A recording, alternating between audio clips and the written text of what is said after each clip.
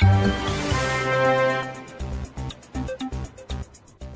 everyone, I'm Leon Thomas Lewick. Here's your political news roundup for Friday, September 20th.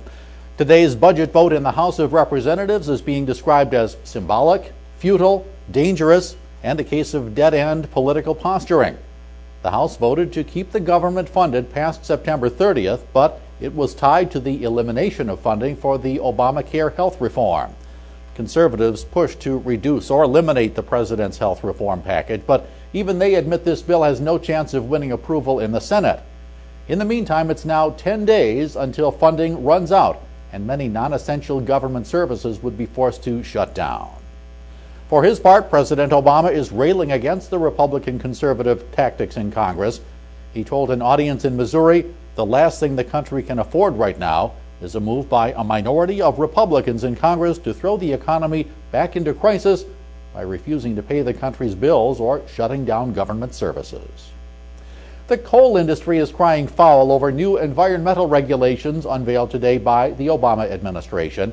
They set strict limits on the amount of carbon pollution from any new U.S. power plant. Meeting the new standards is expected to be especially difficult for coal-fired plants.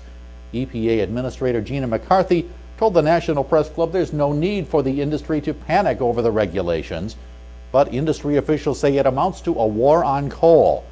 West Virginia Democratic Senator Joe Manchin blasted the plan, saying it shows the Obama administration is trying to hold the coal industry to impossible standards. And on the world stage, the process of having Syria turn over its chemical weapons is underway, although so far all that's been turned over is information. A spokesman for the Organization for the Prohibition of Chemical Weapons said Syria has submitted an initial disclosure of its program. The move is in line with the deal worked out between the United States and Russia for the destruction of Syria's chemical weapons.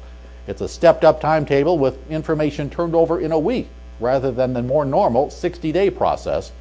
We're nowhere close to the actual turnover of weapons. Today's report will undergo a long review to be followed by on-the-ground inspections.